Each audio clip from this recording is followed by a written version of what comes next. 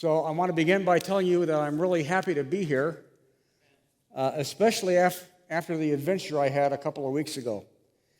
As many of you heard, I had a run-in with a sidewalk. And guess who won? The sidewalk. Those of you who knew about it prayed for me, and I really appreciate that. And I wasn't sure that I'd be able to speak this morning because I was really banged up, so this first picture will show what I look like. Yeah, that's me. That's really me. But many of you knew about this. Someone posted it on Facebook. I don't know who. Actually, I do know who, but I love her anyway. And you prayed, and I want you to know your prayers really were heard, and God answered your prayers in a miraculous way, because when the swelling went down, this is what I look like.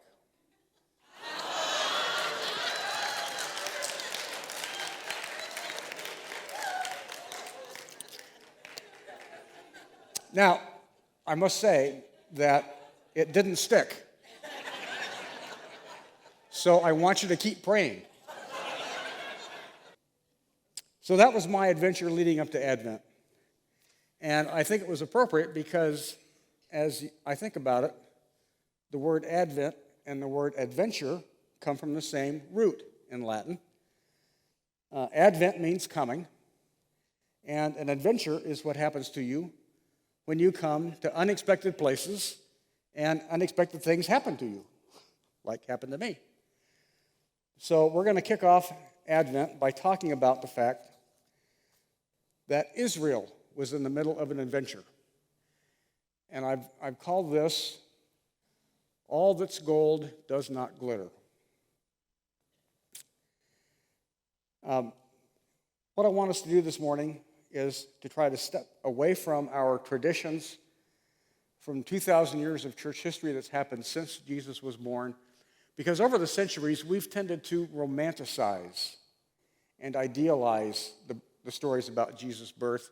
We set up our nativity scenes, and the little kids move the sheep and the goats around, and they decide where the shepherds are going to sit, and the wise men show up with the camels and all that.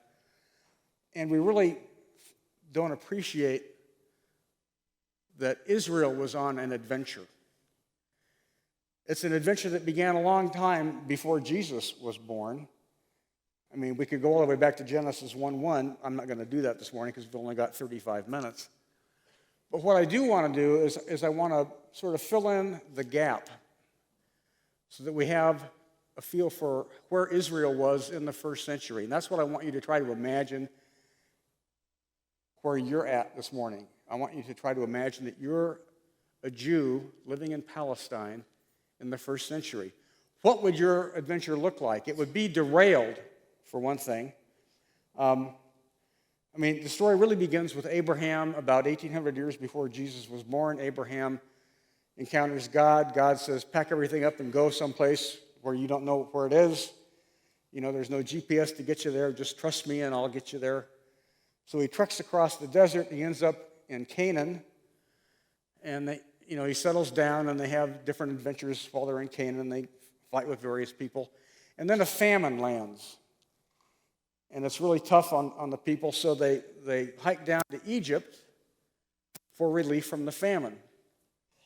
And we all know how that turned out, because we've all seen the movie The Ten Commandments. They end up in slavery for 400 plus years until God raises up a deliverer named Moses, who leads the people out of Egypt in the Exodus. They leave Egypt and they trek back to the Promised Land. So we all pretty much know that part of the story because we all like to watch the movie on Thanksgiving.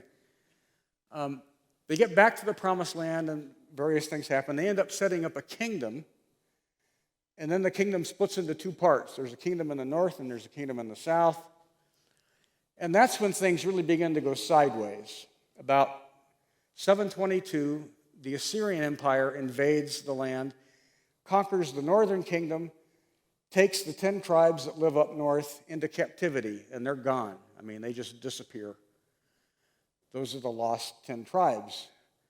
About 140 years later, the Babylonians, who had supplanted the Assyrians as the major power, they showed up.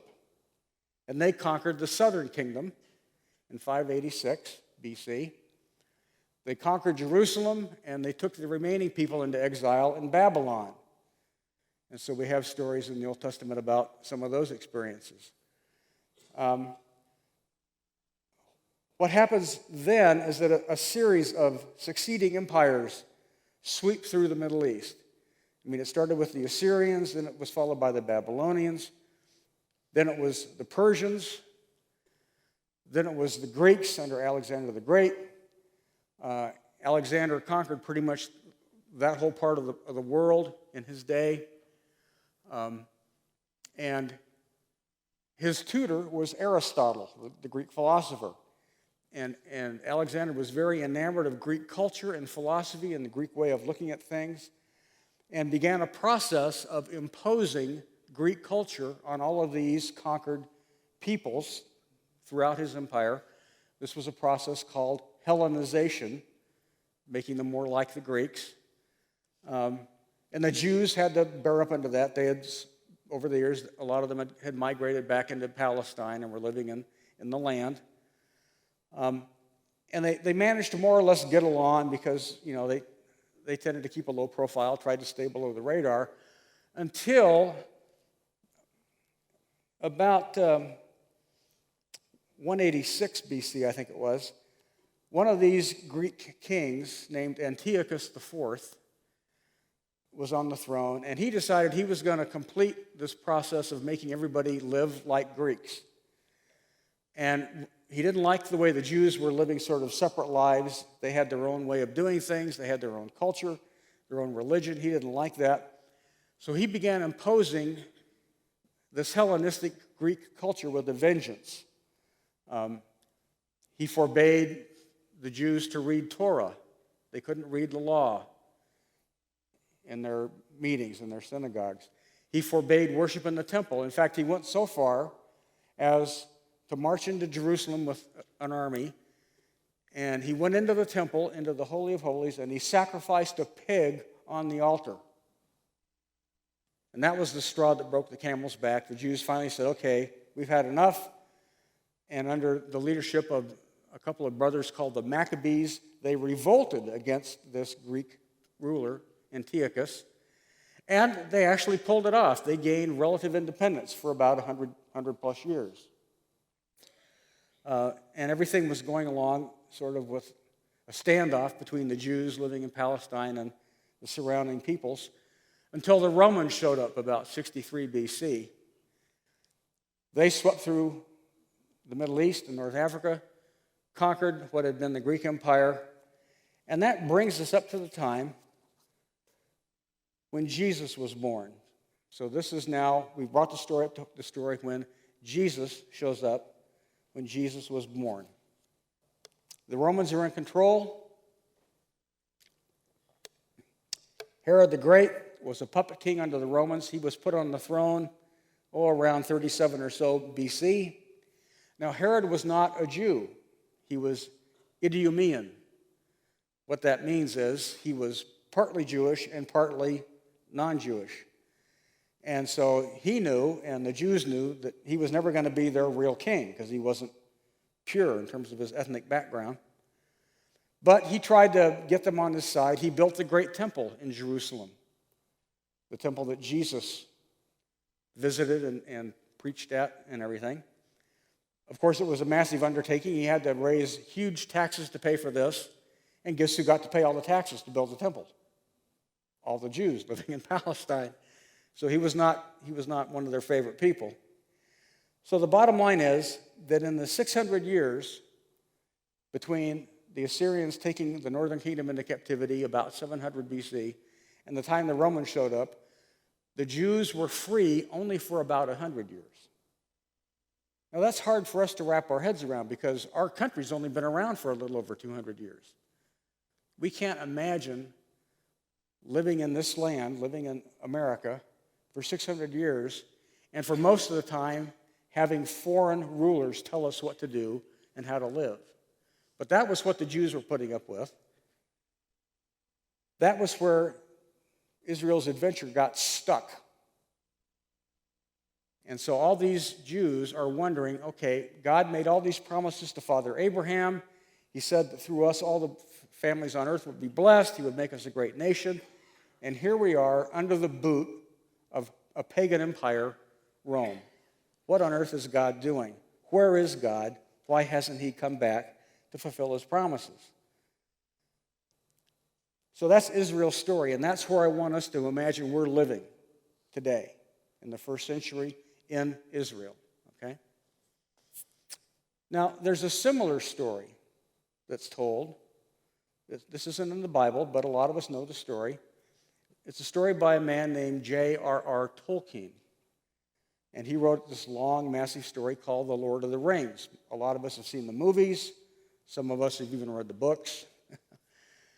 And in this story, he tells, one of the themes in his story is about the unexpected coming of the king. Now, the king in The Lord of the Rings is this fellow named Strider. That's his picture up there. And he doesn't look much like a king, if we're honest. I mean, he looks kind of scruffy and, nondescript. But he's the king, even though nobody recognizes he's the king. And as the story starts in The Lord of the Rings, Frodo is setting out to take the magic ring back to where he can get rid of it. And Gandalf, who's the good wizard, says, you're going to run into this guy named Strider. He will help you do what you need to do.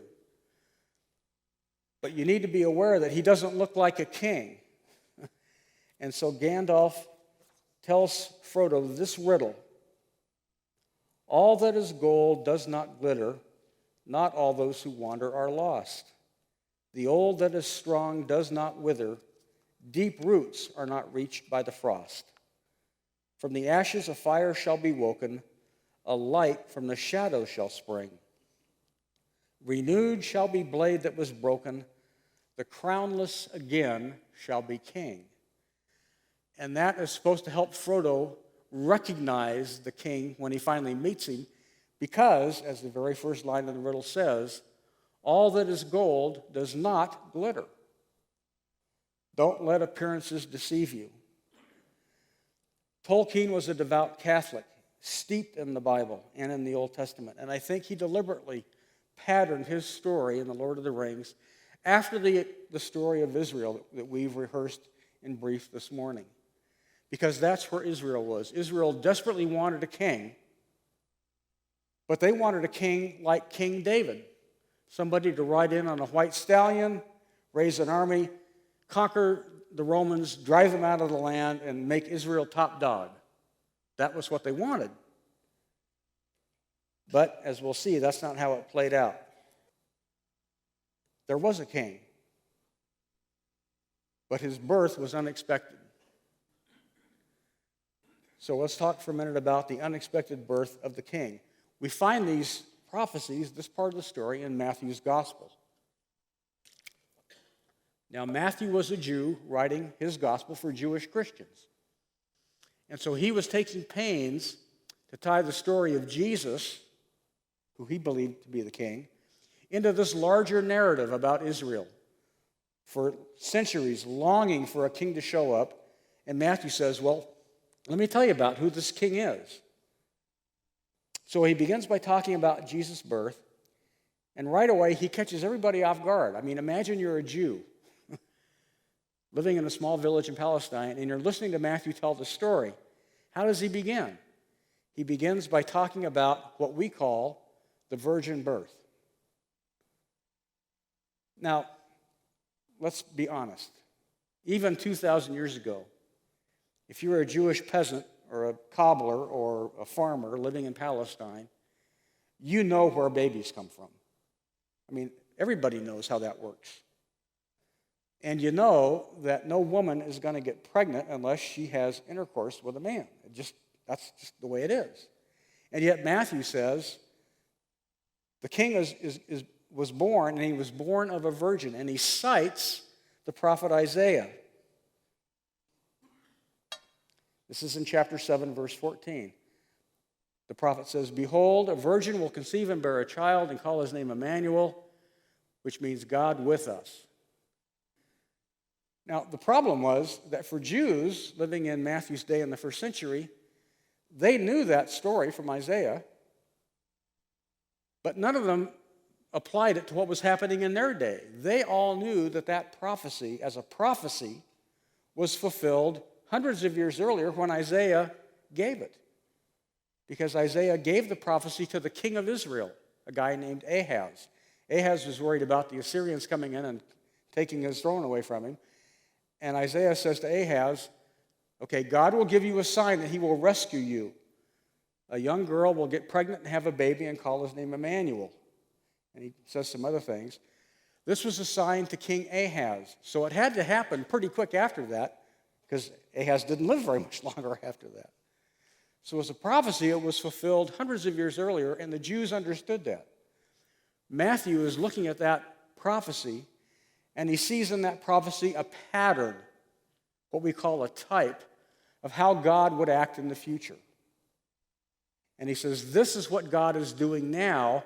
It's not totally unexpected, because he did something kind of like this hundreds of years before, and Isaiah talks about it. But now again, you're a Jew living in the first century, and you hear this story, what would you think? Would you really believe that Mary was impregnated by God? You might be a little skeptical. I mean, Mary lived in this small village of Nazareth, maybe 200 to 300 people, not many more people than are sitting here this morning. And everybody knew everybody else. Everybody was in everybody else's business. And the minute Mary was pregnant and began to show, you can bet that as the women gathered at the village well in the morning to get water for the day, that the news got around faster than on Twitter or Facebook. Everybody knew Mary was pregnant, and everybody knew she and Joseph hadn't been married yet. So what's the obvious conclusion? Right, exactly. So they were very skeptical. And yet, Mary, as we read through the story, as the angel tells her what's going to happen, does she resist? Does she say, no, wait a minute, that's not how it's supposed to go. I need to be married first. No, Mary says, all right, whatever God wants, God can do. And Mary accepts the shame and the dishonor that her unexpected pregnancy will bring to her and to Joseph. And not just to her and Joseph, but to the entire village. I mean, let's not forget, Middle Eastern cultures are governed by shame and honor. And if a person does something that shames the family, that shame extends to the whole village. So the whole village has a stake in making it right. And I think that's one of the reasons that God worked it out that Mary and Joseph would leave Nazareth and go to Bethlehem for the actual birth. That's just how I think it happened. But nonetheless, the sting and the shame would hang on Mary and Joseph for years to come. God was willing to risk the shame to bring a king to rescue his people. That's how much God wanted to do this.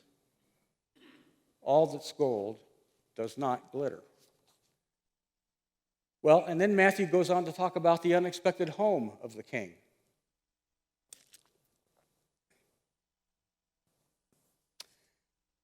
Let's think about this. Where are kings usually born? In a palace, sure. I mean, who is the king's father? The guy that's already king, right? And the king has at least one wife, one queen, maybe a bunch of consorts, and they get pregnant and they have children, and the first male child becomes the crown prince. He's going to be king. He's next in line. He's born in a palace. I mean, we see that happening even today in Great Britain, right? So everybody expects that if there's going to be a king in Israel, well, he ought to be born in a palace. I mean, he's the king after all, or he's going to be the king. And what does God do? God does something totally unexpected.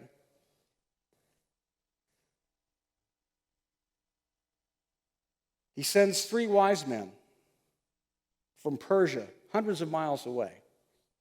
And they see what Matthew calls a star. It was probably a conjunction of several planets, Jupiter and Saturn and a few others. But whatever they saw, it told them that a king of the Jews was going to be born. So they got their act together, organized a caravan, which took some time, got it all provisioned, loaded up all the camels, had their guards for an escort, and they trekked across the desert from Persia all the way to Jerusalem. Because they figured, if a king is going to be born, we'll find him where? At the palace in Jerusalem, in the capital. So they trekked to Jerusalem, and they find out that Herod doesn't know anything about this. Remember, Herod isn't a pure-blooded Jew. He's only half Jewish. So Herod has to call in his advisors, his chief priests and his scribes, to say, okay, these three wise men say there's a king that was going to be born. I don't know anything about this. It's not my kid. You know, where's he going to be born? And the scribes and the chief priests say, well, here's what God said in the Bible. He will be born in Bethlehem. So what does Herod do? He tells the three kings, okay, go worship this newborn king, and then come back and report to me. Now, Herod is afraid of this king. Because if this really is a king of the Jews, then Herod's tenure on the job is going to be real short. And he doesn't want to lose his job. So his plan is when the three kings come back, he's going to find out exactly where this baby is, where this child is living. Because now Jesus is no longer a baby. He's about 2 years old. Because it took about that long for the three kings to get their caravan together and to make the trek across the desert and figure out where everything was happening in Palestine. So Herod's plan is to send a garrison of soldiers to Bethlehem and to kill all the children 2 years of age and under. Because that way, if he kills the would-be king, he's got nothing to worry about. He's unlike Flint.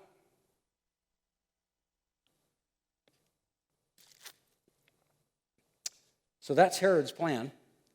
He wanted to head off another revolt of the Jews like it happened with the Maccabees some 100 years earlier. He didn't want to have a repeat of that episode. So he's going to kill the king.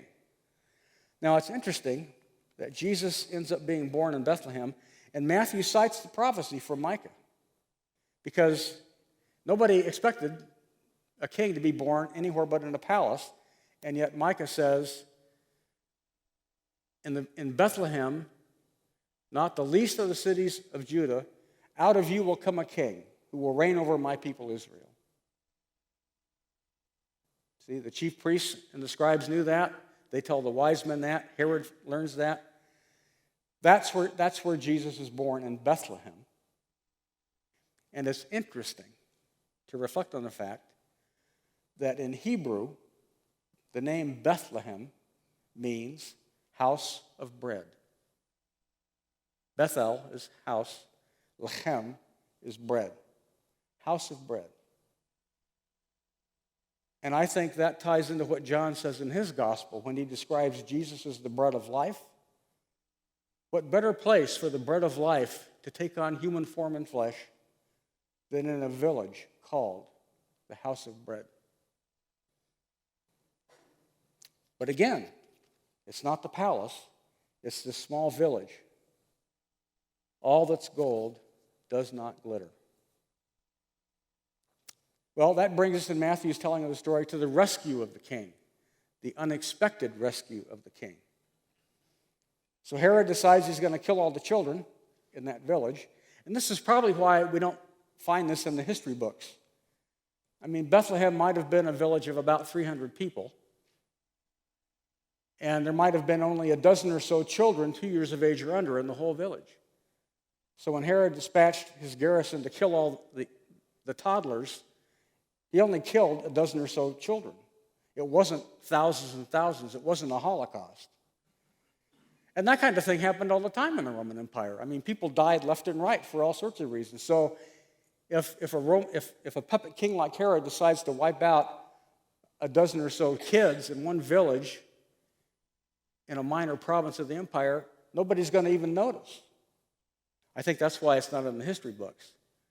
But it sounds like Herod all over. Herod murdered his own family. He was so paranoid about losing power. Well, an angel warns Joseph in a dream that Herod's up to this. And so Joseph and Mary and Jesus, who is now a toddler, he's no longer a baby, they beat it out of Dodge and they go to Egypt to get away from Herod, because that's not part of his province. He has no control in Egypt. He has no authority. And after Herod dies, the angel says to Joseph, okay, it's safe to return home. So they return home. And Matthew, again, finds a pattern for this in Hosea, where the prophet says that God, speaking of Israel, says, out of Egypt I have called my son.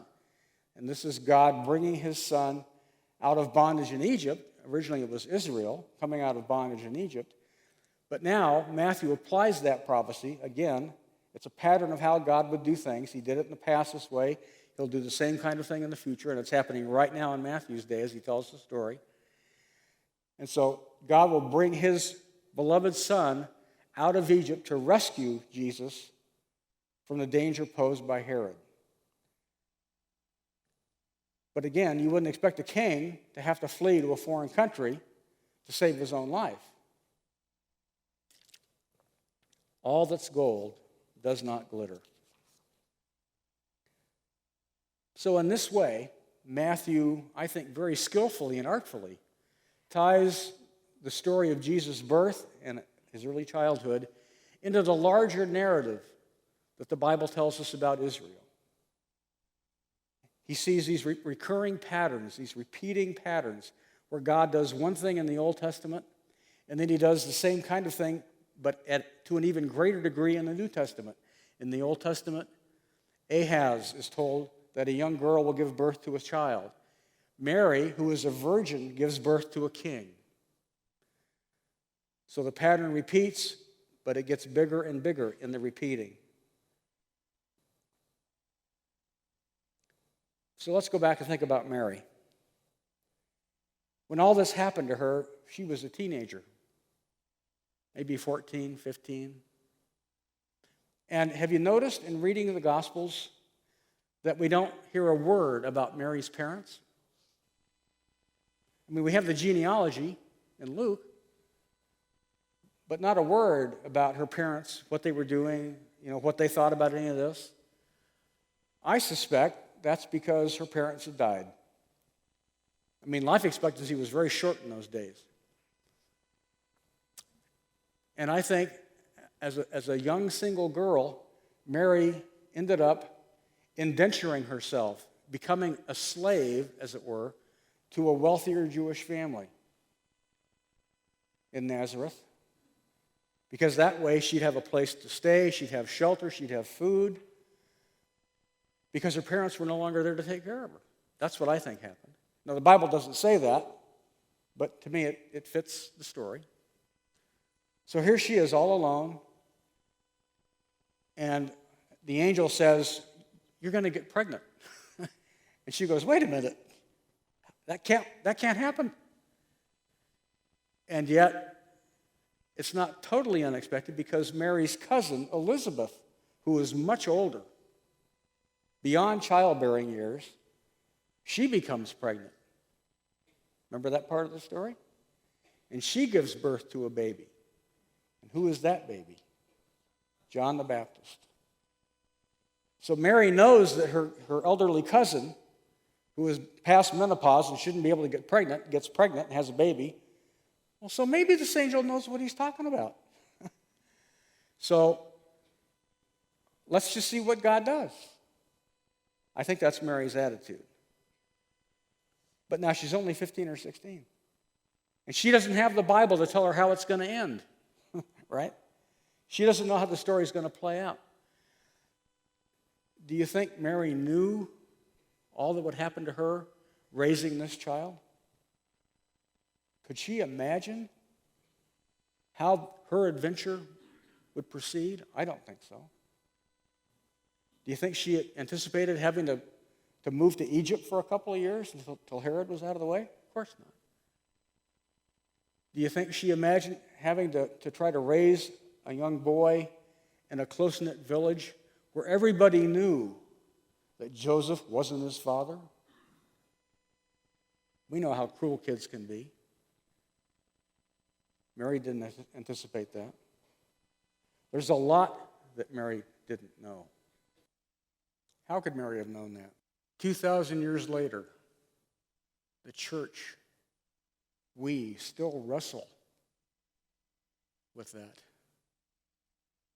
God assuming not just human form, but taking on human flesh, taking on our very humanity and becoming one of us to rescue us. So what are we going to do with this child? The three kings came and worshiped. Well, I think there's three options open to us. Maybe you're sitting here and you've heard the story about Jesus and you don't believe it. You say to yourself, not my king. Maybe you're resolute in your unbelief. And you're saying to yourself, never my king. Well, you're in good company. Because that's where I was some 45 years ago.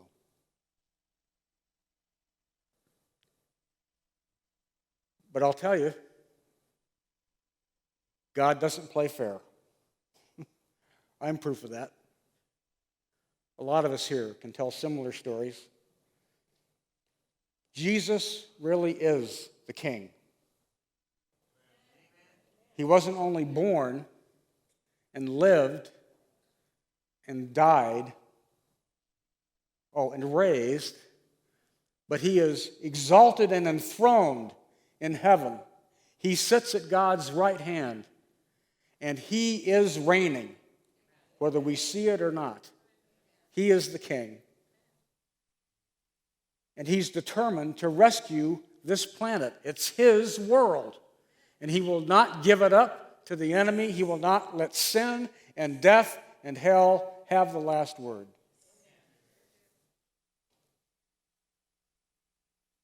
The Bible talks about God being the Lion of Judah. The king is a lion. And as the psalmist tells us in that psalm many of us know, Psalm 23, this lion pursues us like a lion pursuing his prey.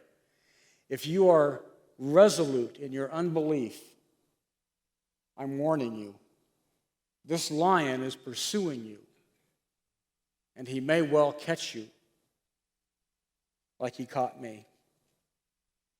So that's one response. Well, maybe you're not there. Maybe you've heard the story before, and maybe something I've said this morning, something you've heard over the course of the season, is getting you to think in a new way about the story. Maybe you're beginning to think that Jesus might be the king. You find that you want to believe it, but you're not sure what to do next. So I'm going to tell you what to do next. After the service, ask the person sitting next to you in the pew, how did you come to trust in this king?